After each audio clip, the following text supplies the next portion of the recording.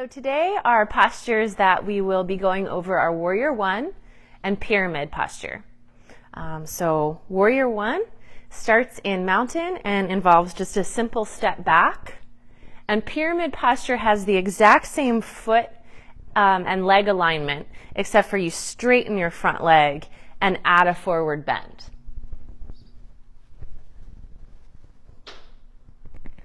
So those will be our postures for today, and I'll break down some of the technique. Like I said, Warrior One, we begin in mountain. So for this posture, you'll want to start by standing with your feet hip-width distance apart. If you start with your feet together, you're going to end up stepping back and standing as if you're standing on a tightrope. And you don't want to do that in Warrior One. You want to keep some nice distance between your feet. Another way that sometimes people sort of come into that narrow stance, too narrow of a stance, is they step back and in like that. And that's not necessary to do.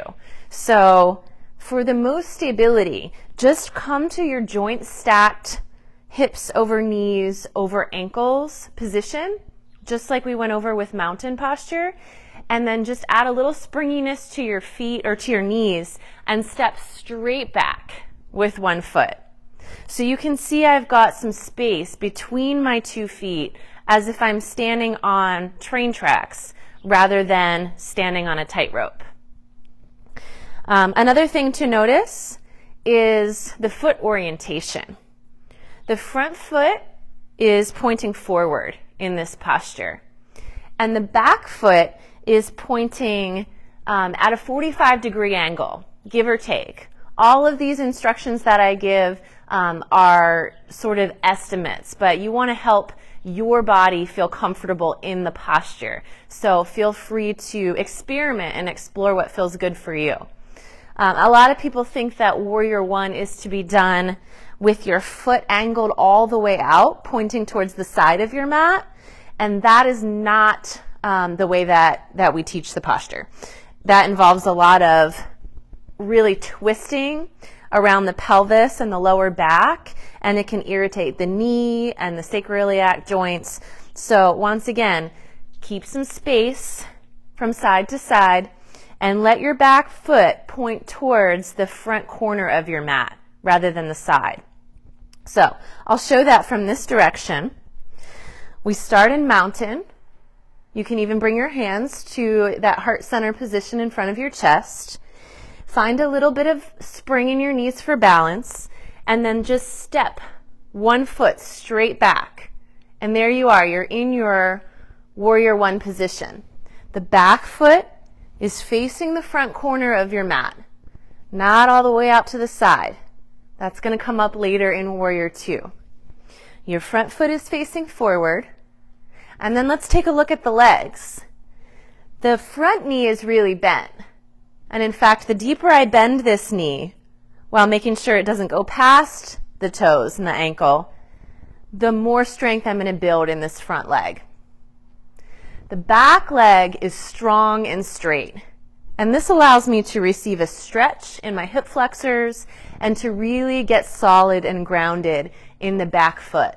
So press really strongly into the lateral edge or the little toe edge of your foot and keep your back leg straight and strong. Sometimes I see a lot of this in Warrior One. It's only the front knee that is bent, not the back.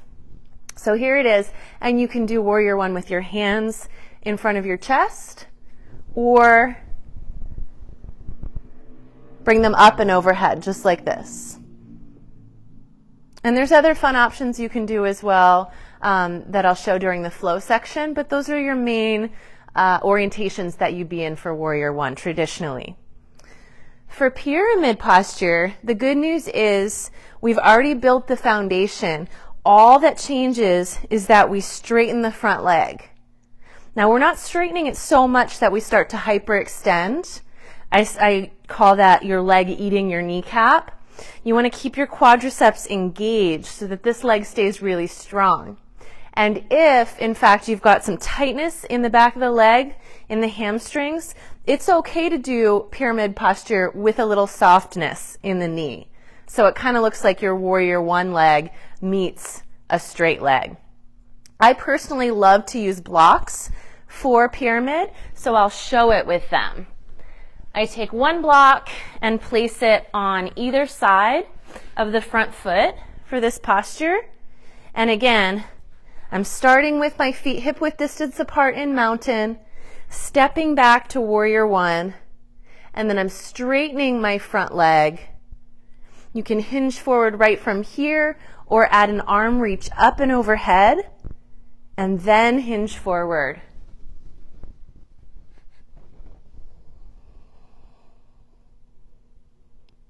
And that's your pyramid posture, Parshvottanasana. If your back heel pops up in this posture, then that might be a sign that your stance is a little too long. And if that's the case, just pop your back foot forward until you can ground and settle into the back heel. And you could stay right here like this with your shoulders about the same height as your hips, or you can adventure down further into your fold by bending your elbows, or as you get more settled, removing the blocks.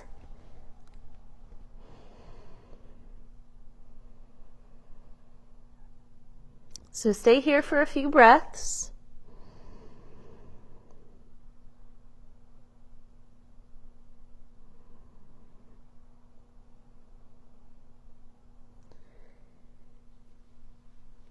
And then we'll look towards the top of our mats, take a little bend in your front knee, and circle sweep your arms all the way up.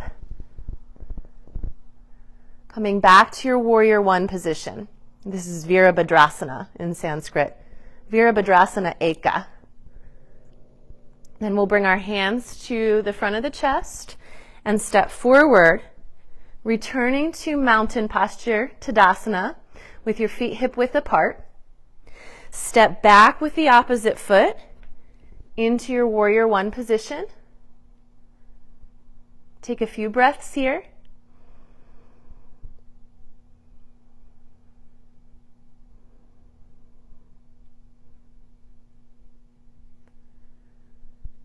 Making sure you maintain that length in your spine that you already found in mountain.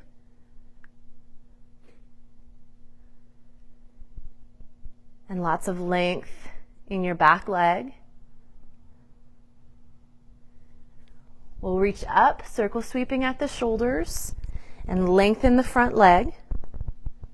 And then we'll hinge forward right at the hips. And again, you can use your blocks. Hinge down from the hips. Finding a comfortable degree of forward bend.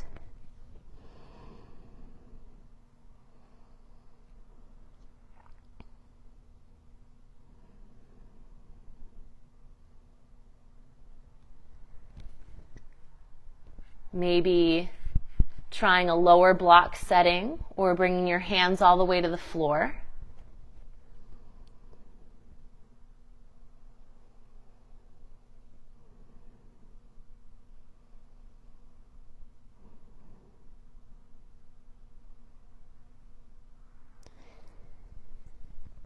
And then we'll bend the front knee. And we'll circle sweep back up to warrior one. And bring the hands to the front of the chest. And step forward to mountain. All right, so let's put all of that into a little flow. And I'll add a few variations that can be really nice. So we'll start out with the right foot forward. So we'll keep the right foot at the front of the mat, and from mountain, take a step back to your warrior one position. Circle sweep both arms up, and then we're going to add a little lat pull down, squeezing the shoulders back and down and drawing your shoulder blades together like you're squeezing the juice out of an orange right between your scapula. Reach up, breathe in, and pull down, cactus arms, or like a goalpost. Breathe in, Breathe out. Breathe in. And breathe out. And reach up. Taking a moment to pause in Warrior One and take a deep breath.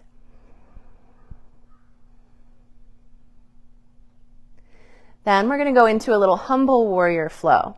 So we'll breathe in to prepare, reaching up long and strong through the torso, and breathe out as you bring your arms along the sides of the body and bring your right ribs down to really gently touch your right thigh.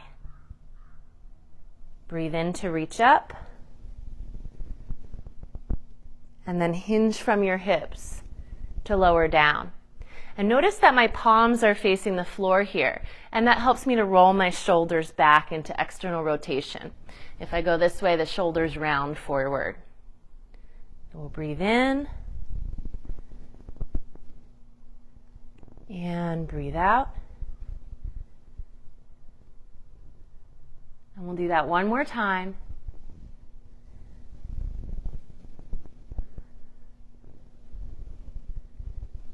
And we'll just stay here in Humble Warrior for a few breaths.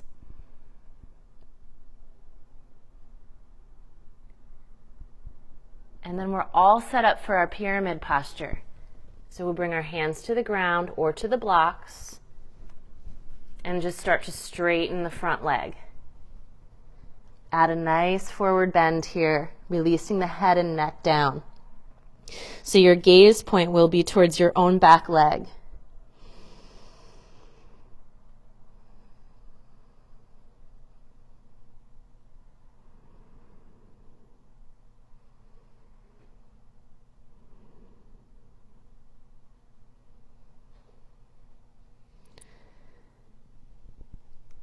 When you feel ready, look forward towards the top of your mat, bend your front knee, and circle sweep all the way up. Bring your hands to the center and step forward to mountain. We'll do that same sequence on the opposite side, and then that'll be it for today. So this time, keep your left foot forward and step your right foot back, finding Warrior One. And the more times that you do this, the more your placement will become second nature. It'll be really comfortable and easy to find your alignment after you've done it a bunch of times.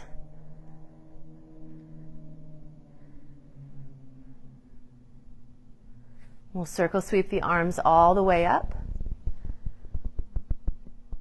And then we'll add that lat pull down. So take a nice strong breath in.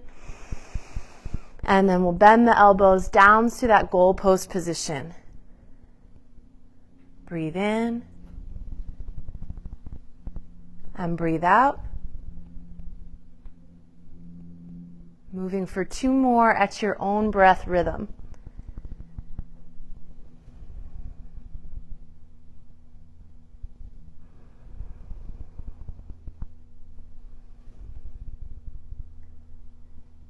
And then we'll reach back up and come right into our Humble Warrior flow. Taking your bow, keeping your spine really long, and then breathing in and reaching up. If that feels like too much, go back to your short lever length, circle sweeping instead. And then circle sweeping the arms back up. So either way is fine. And we'll do 2 more.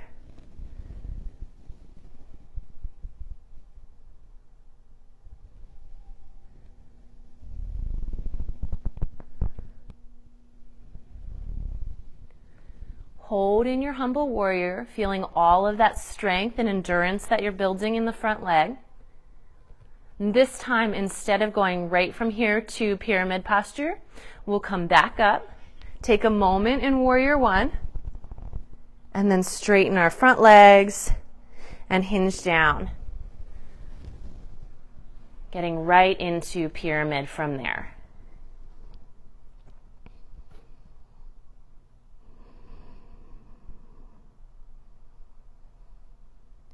If you're feeling really good here in pyramid posture and you want to add a little arm variation, you could try interlacing your hands behind your back and adding this chest expansion.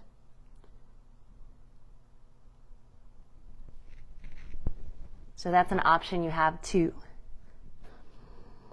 We'll stay for another breath.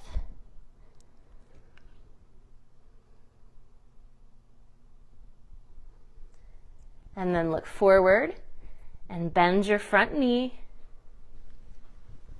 and circle sweep all the way up.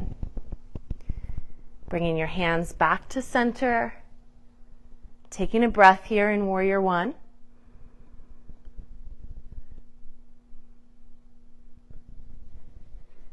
And then stepping forward back to your mountain posture.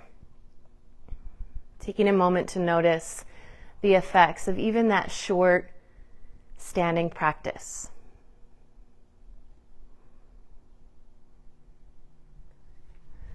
So that was Warrior One and pyramid posture. Tomorrow we will go into Warrior Two and its complementing posture, which is triangle. So I hope that you'll join me for that. And I encourage you, if you just got going and you're feeling warmed up and inspired, to keep your mat out and keep flowing using your own body to inspire you, and just do what feels great and feels nourishing to you today. Thanks for practicing. Namaste.